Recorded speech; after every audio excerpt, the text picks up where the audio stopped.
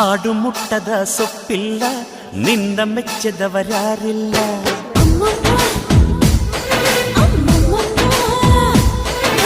ಜೇನಿಗಿಂತ ಸಿಹಿ ಬೇರಿಲ್ಲ ನಿನ್ನ ಮುದ್ದಿಗಿಂತ ಸಿಹಿ ಬೇಕಿಲ್ಲ